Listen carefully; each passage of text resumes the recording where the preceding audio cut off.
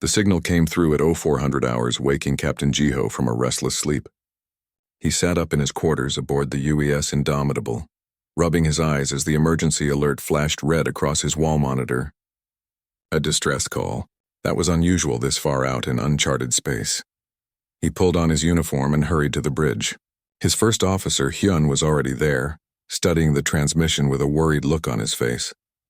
"Talk to me," Jiho said, sliding into his command chair. Hyun turned, his expression grim. "It's a quantum pulse beacon, Captain. Someone sent out a call for help across this entire sector of space.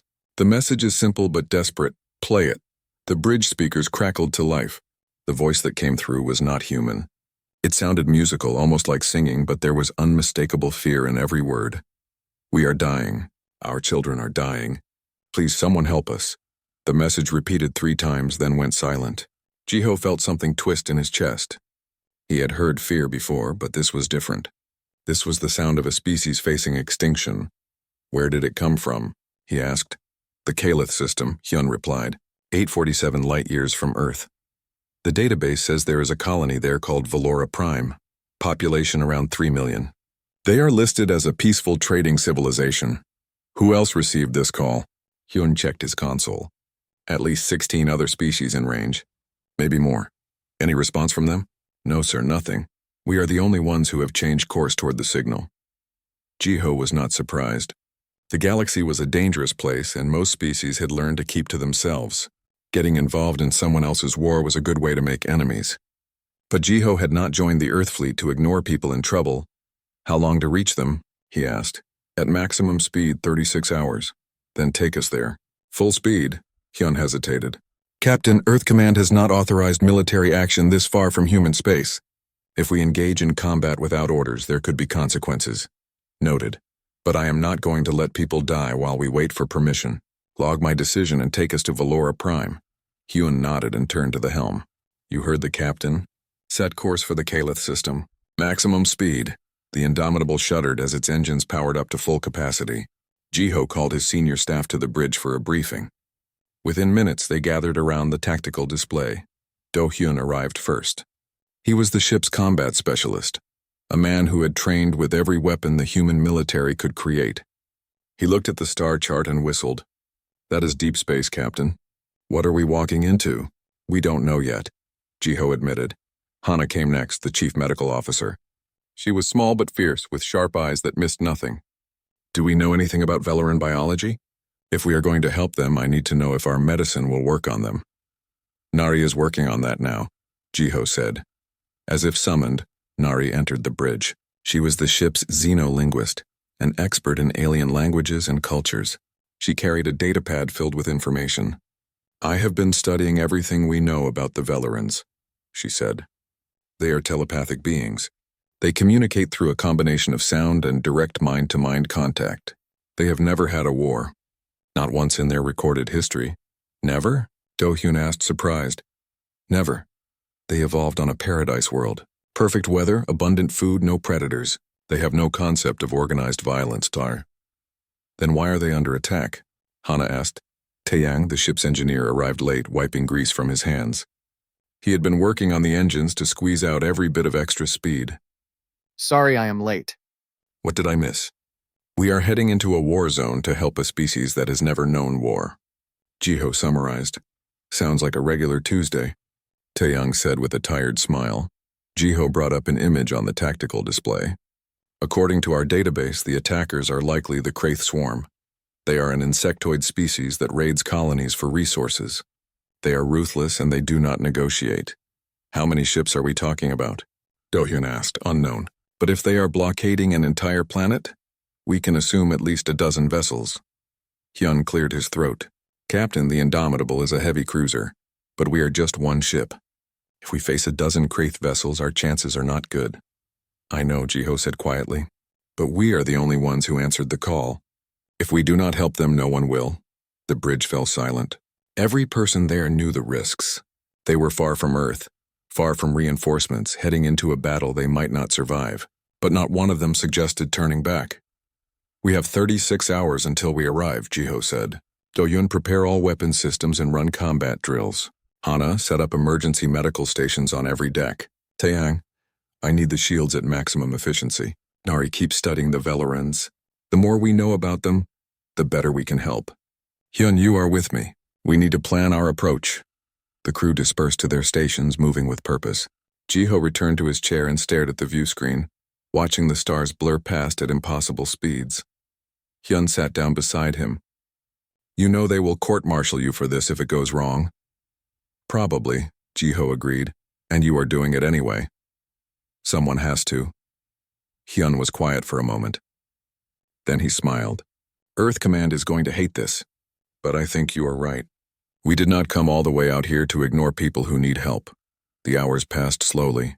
The crew worked without rest, preparing for the battle ahead. Jiho barely slept, running simulations and studying everything they knew about the Kraith.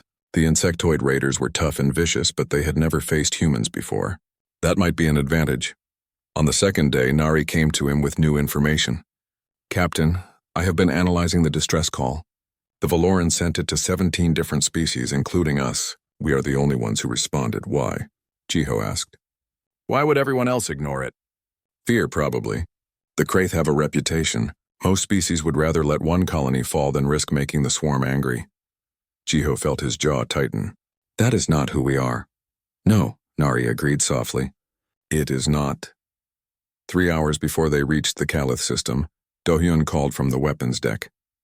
Captain, all combat systems are ready. We have loaded every missile, charged every railgun, and armed every defense turret.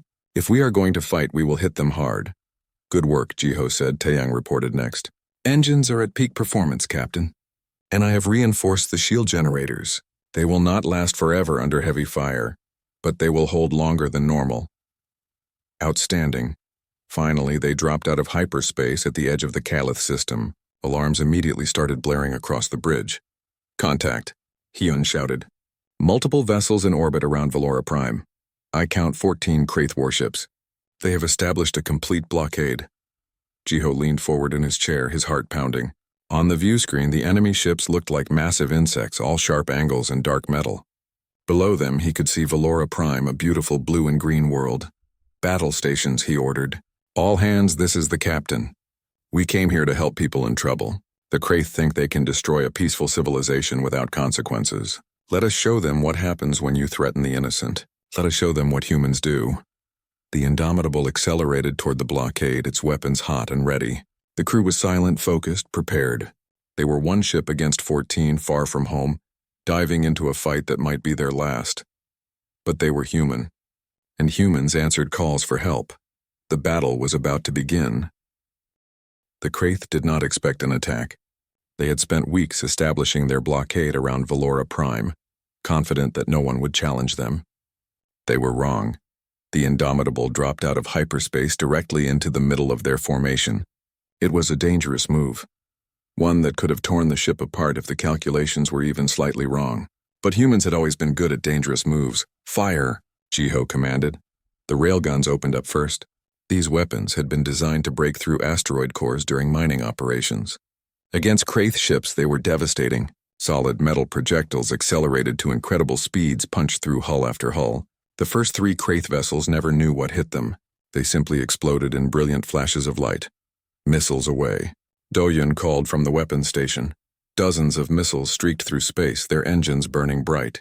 The Kraith tried to shoot them down, but human missiles were built to survive planetary defense systems. Most of them reached their targets and detonated. The Kraith finally began to respond. They turned their ships toward the Indomitable and opened fire. Energy beams and projectile weapons hammered against the human ship's shields. Shields holding at 70%, Taeyang reported from engineering. But we cannot take this kind of punishment for long. Evasive maneuvers, Jiho ordered. Keep us moving. The Indomitable twisted and rolled through space, dodging incoming fire while continuing to attack. Hyun coordinated the defense, routing power to the shields where they needed it most. Hana stood ready in the medical bay, prepared for casualties. The battle was chaos. Ships exploded. Debris filled the space around the planet, and energy weapons lit up the darkness. But slowly the tide turned. The Kraith had numbers, but the Indomitable had something they did not expect. Armor designed to survive anything Earth could throw at it. Their weapons are not penetrating our hull, Taeyang said with amazement. They are designed for soft targets, colonies with minimal defenses. They have never fought anything this tough. Do-Yun grinned as he launched another volley. Then let us keep surprising them.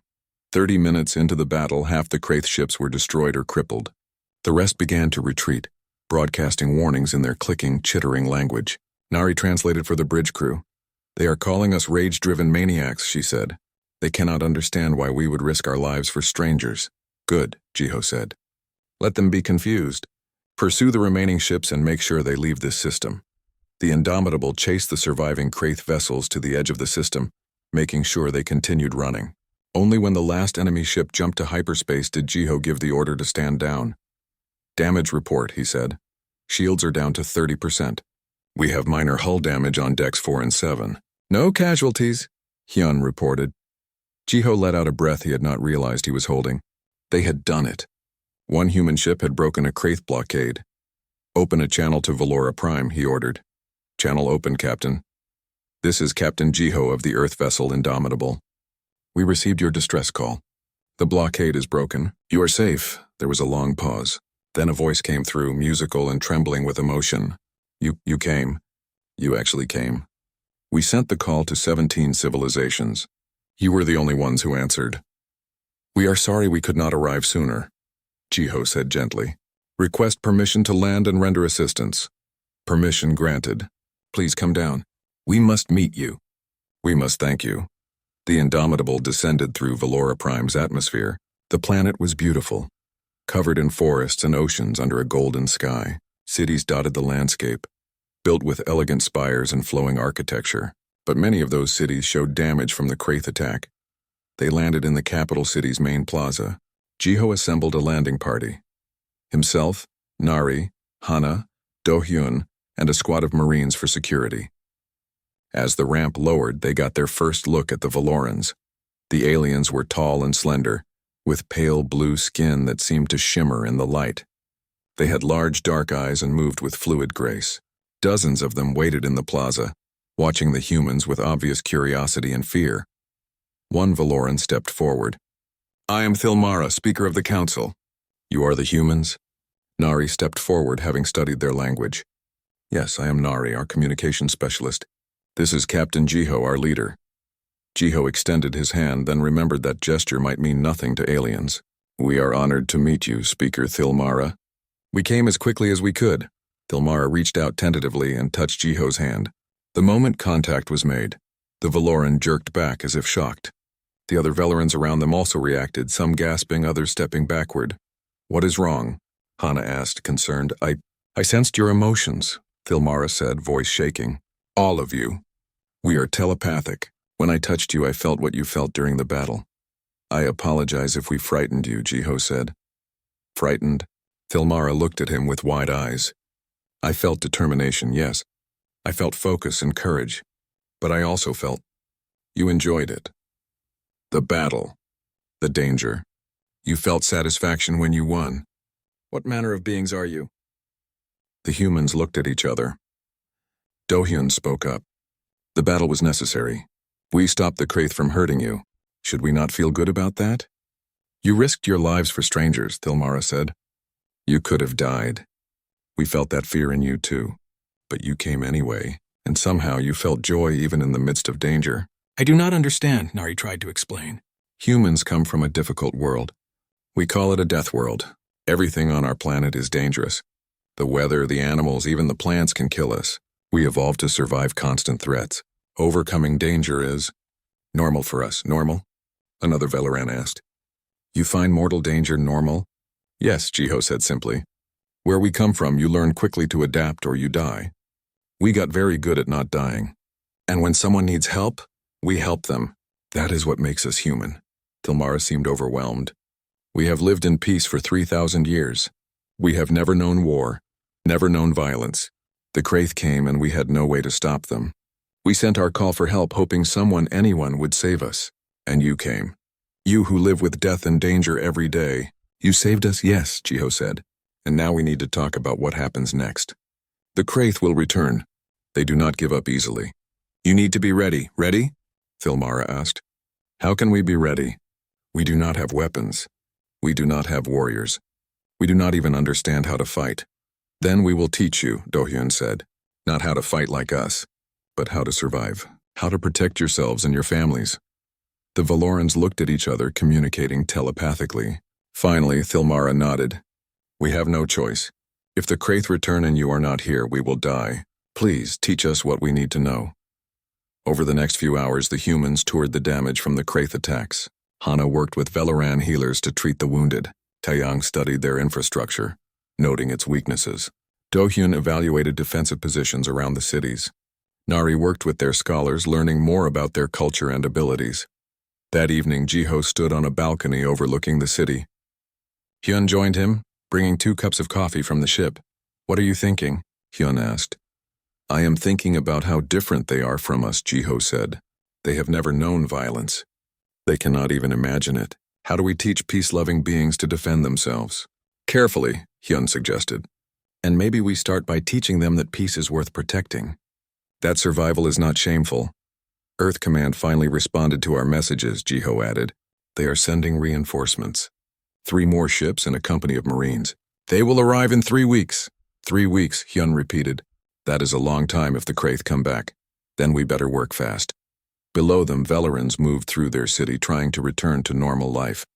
They had been saved, but they were still afraid. Jiho knew that fear well. It was the same fear every human child felt when they first learned how dangerous their world was. The difference was, humans had thousands of years to adapt to danger. The Valorans would have to learn in weeks. But if there was one thing humans were good at, it was teaching others how to survive the impossible. 3 days after the battle, Do-hyun stood in a training field outside the capital city, staring at a group of 30 Valoran volunteers. They looked back at him with nervous anticipation. These were the bravest of their people, those who had stepped forward to learn how to defend their world. All right, Do-hyun said, trying to sound encouraging. Today we will start with basic defensive positions. When an enemy comes at you, your first priority is to protect yourself.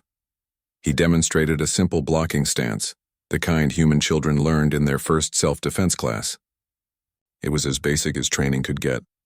The Valorans watched carefully, then tried to copy his movements. Immediately, Do-hyun knew this was going to be harder than he thought. The Valorans moved gracefully, but they could not seem to hold the defensive posture. Their bodies naturally relaxed, unable to maintain the tension necessary for defense. No, he said gently. You need to keep your core tight, your knees bent. Like this, he demonstrated again. The Valorans tried again. Some did better, but most still looked uncomfortable. Then Do-hyun made a mistake. He decided to show them what they would face. He asked one of the human Marines to pretend to be an attacker.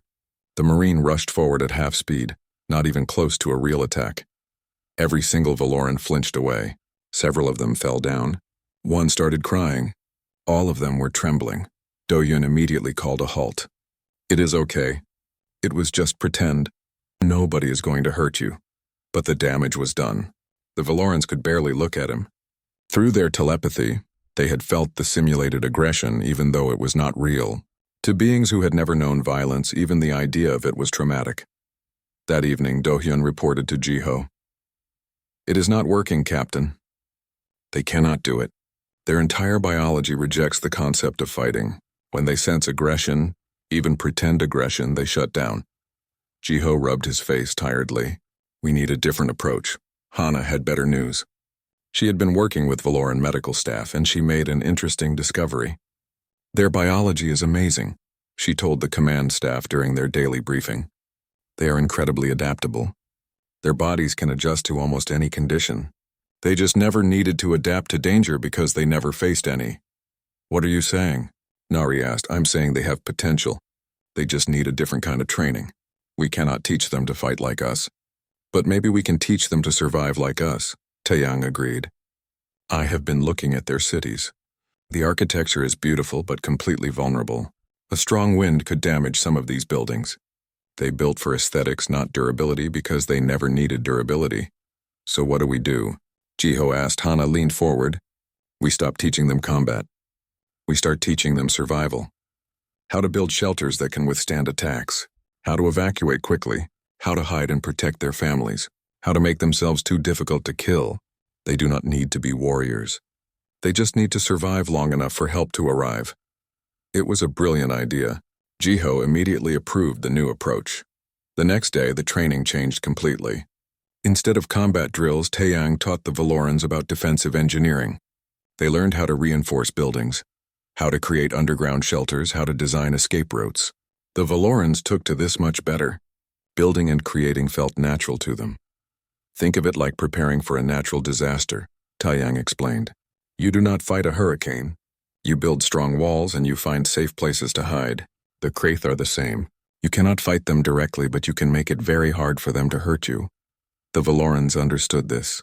They started working with enthusiasm, redesigning their cities with survival in mind. Nari worked with Valoran scientists on a different problem. Your telepathy is powerful, she told them.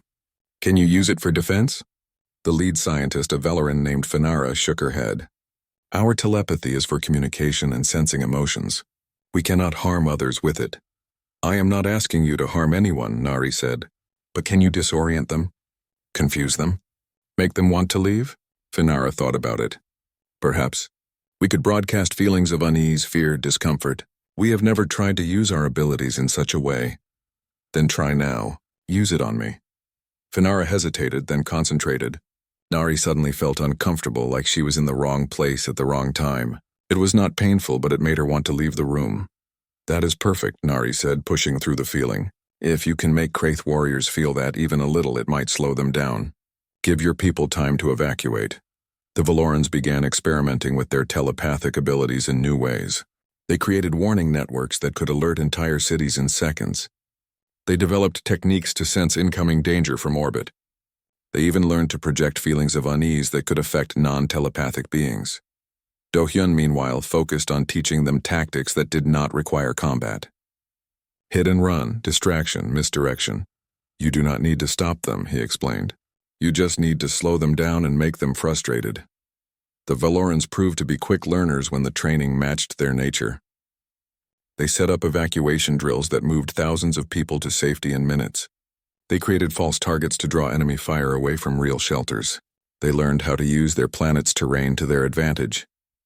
2 weeks into the training, young Finara approached Hana with a question.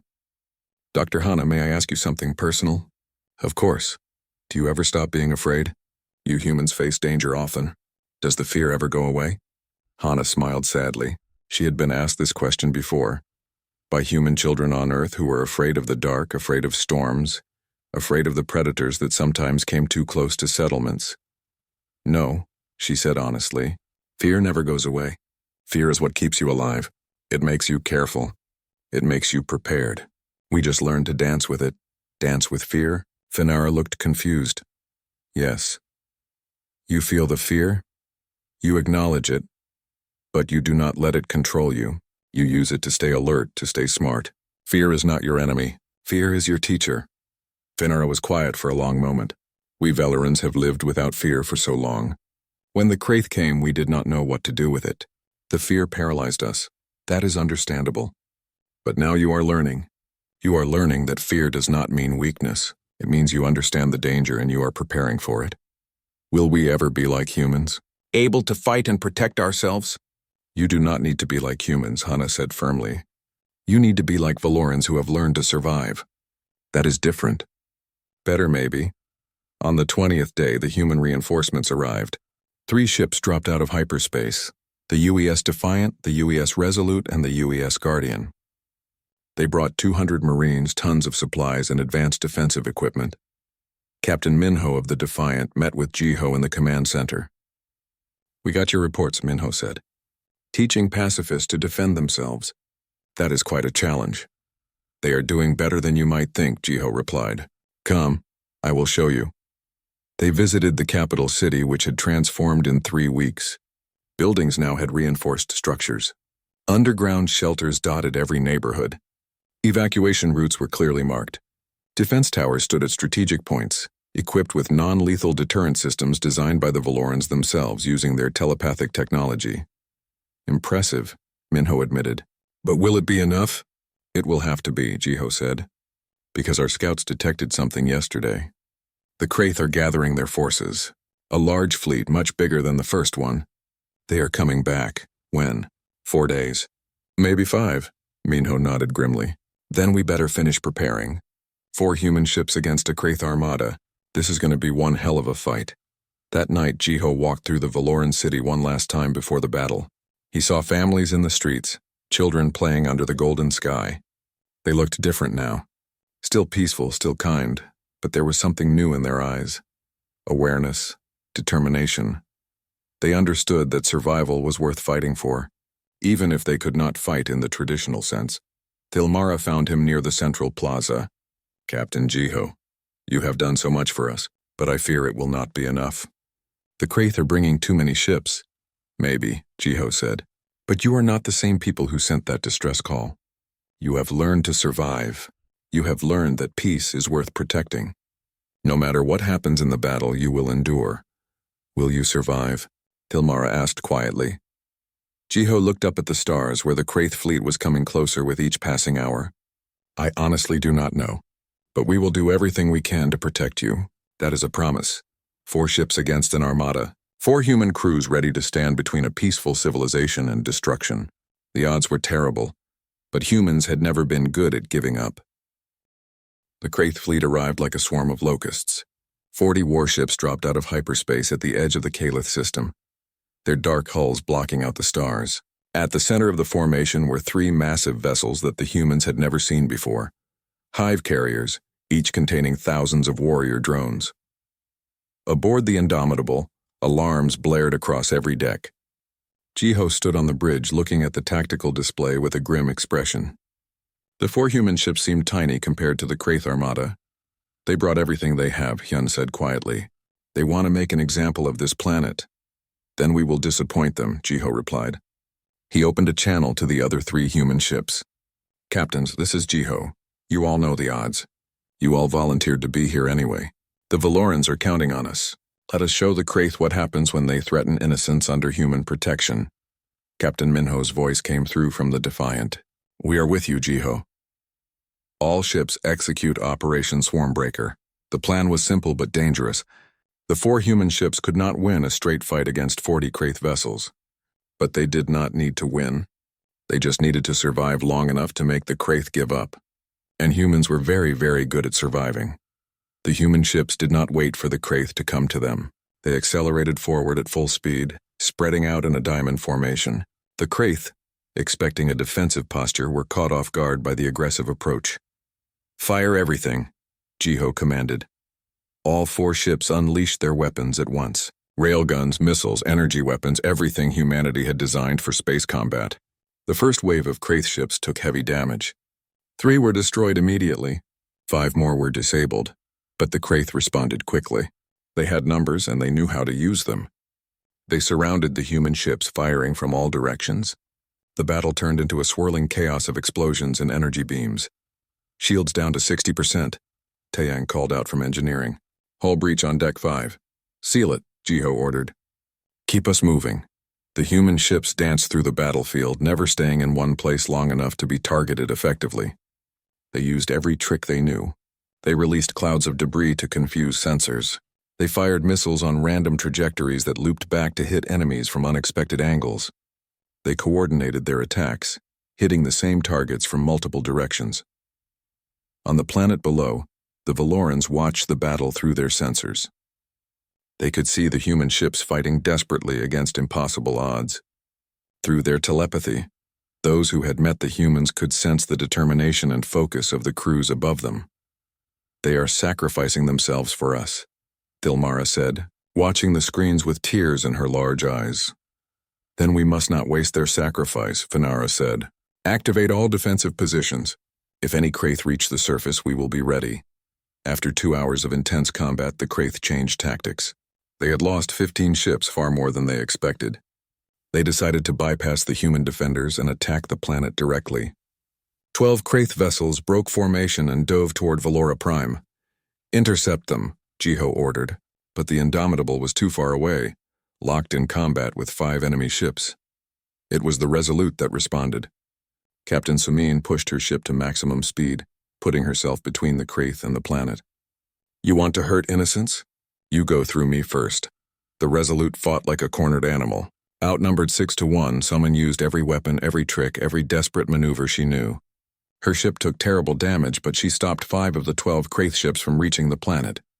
The other 7 made it through. They entered the atmosphere and began deploying drop pods full of warrior drones. Thousands of insectoid soldiers fell toward the cities below. But the Valorans were ready. Evacuation sirens blared across the planet. Citizens moved with practiced efficiency to the underground shelters. The streets emptied in minutes, leaving the Kraith warriors with no targets. Frustrated, the Kraith began attacking buildings, looking for civilians to capture. That was when they encountered the first human-designed defenses. Defense towers activated, projecting bursts of sound and electromagnetic energy that disoriented the insectoid warriors. The Valorans, using their telepathy, broadcast waves of unease and fear that made the Kraith hesitate and stumble. Human Marines brought down from the ships engaged the Kraith in the streets. It was brutal close combat, the kind humans had perfected over thousands of years of warfare. Doyun led a squad of Marines through the city, hunting Kraith warriors with ruthless efficiency. "They are trying to flank us from the east," Nari called out, monitoring Valoran telepathic reports. 3 squads of warriors. "Copy that," Doyun replied.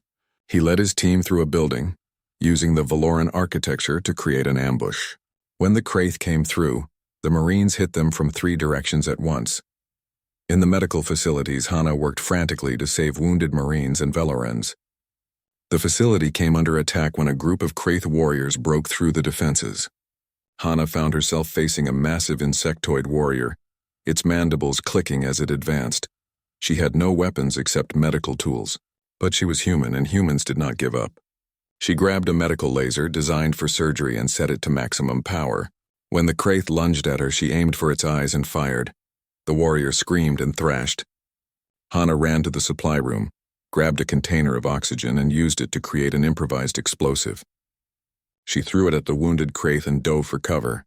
The explosion killed the warrior and collapsed part of the ceiling, blocking other Kraith from entering. Through their telepathy, every Valoran on the planet felt Hana's determination. They sensed her fear, her pain, but also her absolute refusal to let the Kraith harm her patients. Something awakened in the Valorans at that moment.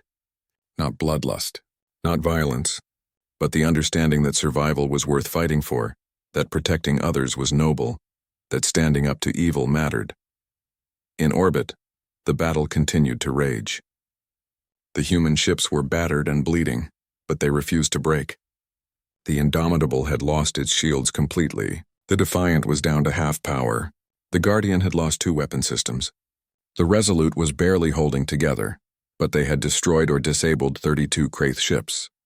The remaining 8 were retreating, broadcasting emergency signals. "Should we pursue?" Hyun asked. Jiho looked at his damage reports.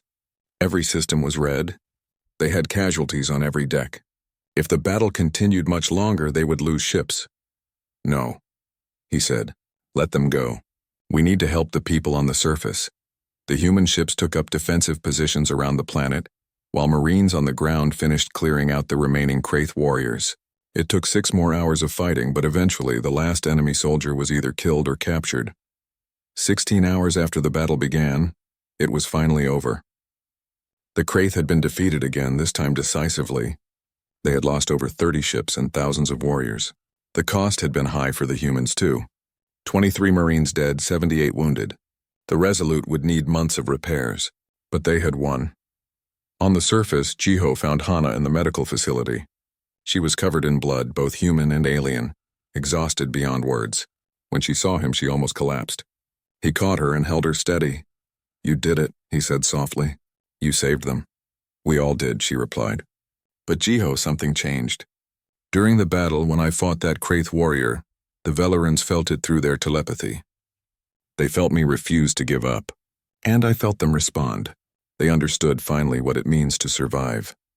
Outside the medical facility, Thilmara stood among her people. The city was damaged but standing. Most of their people had survived because of the shelters and evacuation plans. The Kraith had been driven away. A young Valoran approached her, one of the volunteers Do-hyun had tried to train weeks ago. "Speaker Thilmara, I felt the humans fighting. I felt their fear and their courage. I understand now what they tried to teach us." What did you learn? Thilmara asked gently. That survival is not shameful. That protecting what you love is noble. That fear is not weakness but wisdom. The young Velaran looked up at the sky where the human ship stood guard. They came for us when no one else would. They risked everything for strangers, and they taught us that peace is worth defending. Thilmara touched the young Velaran's shoulder. Then we will honor their sacrifice by learning, by growing, by ensuring that never again will we be helpless when danger comes. In orbit, Jiho stood on the bridge of the Indomitable, looking down at the planet they had saved. Twice now the Kraith had attacked. Twice they had been defeated. He knew the message would spread across the galaxy. Attacking species under human protection was dangerous and costly. Think they will come back? Hyun asked. No, Jiho said. The Kraith are many things, but they are not stupid. They have learned that some prey fights back. The battle was over, but something had changed in the galaxy. A peaceful species had learned to survive, and humanity had proven that answering calls for help, no matter the cost, was worth it. 6 months after the second battle of Valora Prime, Captain Jiho stood in the grand chamber of the Galactic Assembly. The room was massive, circular, with seats arranged in tiers that rose toward a domed ceiling showing the stars. Representatives from 43 different species filled those seats, all watching the humans with a mixture of curiosity and concern. Jiho had been promoted to Commodore after the battle. Now he represented humanity's first official contact with the Galactic Assembly. Beside him stood his crew, Hyun, Do-hyun, Hana, Nari, and Taeyang. They wore their dress uniforms, looking small and out of place among beings much older and more advanced, but they stood tall anyway.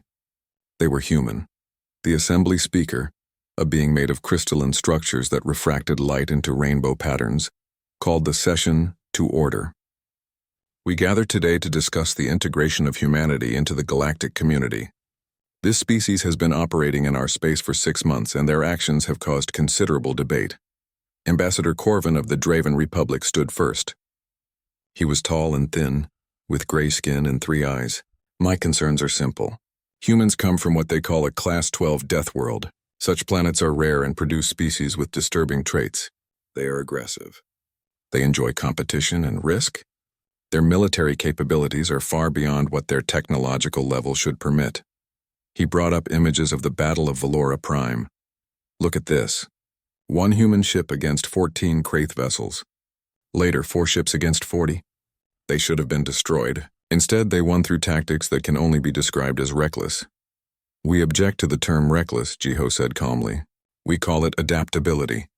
Call it what you will, Corvin continued. My question stands, what happens when humans grow bored? When they turn their considerable violence toward us? We have seen species from death worlds before. They always become problems. Murmurs of agreement rippled through the chamber. Several species nodded. Humans were an unknown, and the galaxy did not like unknowns. May I speak? A musical voice called out. The chamber turned to see Thilmara rise from the visitor section. The Velaran Council speaker had asked to attend this meeting specifically. She moved to the center of the chamber, her presence commanding attention. I am Thilmara, speaker of Valora. 6 months ago, my people were dying. We sent a distress call to 17 civilizations. You all received it. She turned slowly, looking at each species in turn. 16 of you chose to ignore us.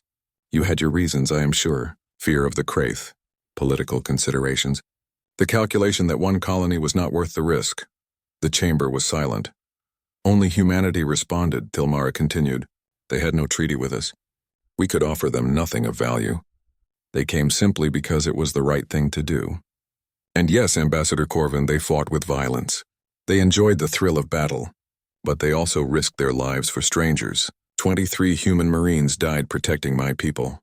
Does that sound like a species that will grow bored and turn violent? Corvin shifted uncomfortably but said nothing.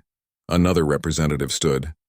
This was Administrator Velis from the Synthesis Mines, a species of artificial intelligence. Speaker Thilmara's words are moving, but they do not address the concern. Humans are unpredictable. They operate on emotions we do not fully understand. How can we trust them? Nari stepped forward. May I address that concern? The speaker gestured for her to proceed. You say you do not understand human emotions? Nari began. Let me explain. You all evolved on what humans call garden worlds. Stable climates, abundant resources, few predators. You developed civilization through cooperation because your environments allowed it. She brought up images of Earth on the main display.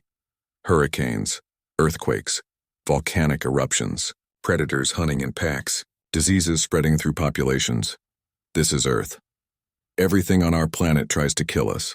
The weather changes without warning. Animals hunt us. Plants poison us. Even the microscopic life fights us. We developed not in paradise but in constant struggle. The images shifted to show human history. Tribes working together to survive floods. Communities rebuilding after disasters. Rescue workers pulling people from collapsed buildings. We learned that survival requires two things: individual strength and community support. We learned to face fear and keep moving forward. We learned that helping each other is not just noble, it is necessary. Those are not flaws in our character. Those are our greatest strengths. But what about your violence? Another representative asked. Your capacity for destruction? Dohyun spoke up. Violence is a tool, like fire. It can destroy or it can keep you warm. We learn to control it, to direct it toward protection rather than conquest. We fight when we must to protect those who cannot protect themselves. Pretty words, Corvin said. But words are easy. How do we know you will not abuse this power? You do not, Jiho said bluntly. Just like we do not know if any of you will abuse your power. Trust is earned through actions, not promises. We propose a formal program. Let us prove ourselves. He brought up a detailed proposal on the displays. We call it the Deathworld Doctrine. Humanity will establish a response force dedicated to answering distress calls across the galaxy. In exchange for access to galactic trade networks and technology, we will protect species that cannot protect themselves. We will train them in survival techniques. We will respond to emergencies. You want to be the galaxy's military? Corvin asked skeptically. No, Jiho said firmly. We want to be the galaxy's first responders. Think of us like emergency services. You do not call us unless you need help. But when you need us, we come. No questions asked. The assembly erupted in debate. Some species supported the idea. Others opposed it. The arguments went back and forth for hours. Finally, young Administrator Velis spoke again. I have analyzed the human combat recordings from Valora Prime. I noticed something interesting.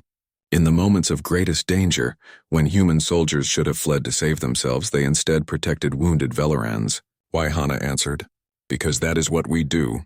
On Earth we have a saying, no one left behind. It means when danger comes, we protect the vulnerable. We do not abandon people because it is convenient. Even at cost to yourself, especially then. That is what makes it meaningful. Velis was quiet for a long moment. I understand now. You are dangerous, yes. But you are dangerous to threats, not to friends. There is a difference. The voting process took another 2 hours. In the end, humanity's admission to the Galactic Assembly passed by a narrow margin. The Deathworld Doctrine was approved as an experimental program, to be reviewed in 1 year. After the session ended, Thilmara found Hana in the corridor outside the chamber. You did it. You are officially part of the galaxy now. We could not have done it without you, Hana said. Your testimony made the difference. I only spoke the truth. Thilmara paused, then touched Hana's hand gently. Through the telepathic contact, she felt the emotions inside the human. Relief, exhaustion, pride, and underneath it all, ever-present fear. You are still afraid, Thilmara observed. Always, Hana admitted. But you taught me something too, Speaker. You taught me that peace is worth protecting, that gentleness is not weakness, that there are different kinds of strength. We learned from each other. Then, Thilmara said with a smile, 3 days later, Jiho stood on the bridge of the Indomitable, now designated as the flagship of the newly formed Deathworld Corps.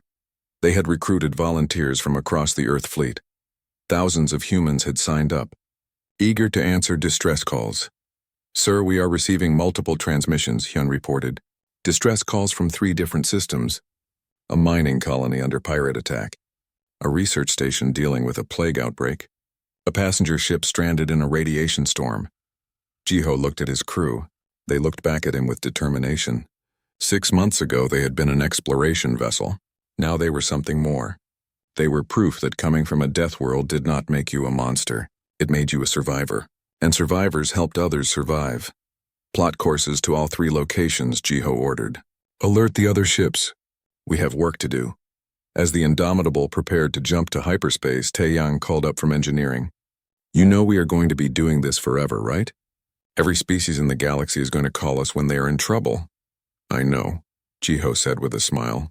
Sounds like a good life to me. 1 year later, the Deathworld Corps had responded to 47 distress calls. They had saved 6 colonies from natural disasters, stopped 12 pirate attacks, rescued 3 ships from dangerous situations, and trained 7 different species in survival techniques. The Galactic Assembly voted to make the program permanent. Humanity was no longer a curiosity or a concern. They were partners, protectors, friends. The Kraith swarm had learned to avoid human-protected space entirely. Other aggressive species had learned the same lesson. Attacking the weak would bring the Deathworlders. And Deathworlders did not back down. But the greatest change was not in how others saw humanity. It was in how humanity saw itself. They were no longer just survivors struggling on a dangerous planet. They were proof that growing up in hardship could create something good. That fear could teach wisdom. That violence could be directed toward protection. That the strongest could choose to.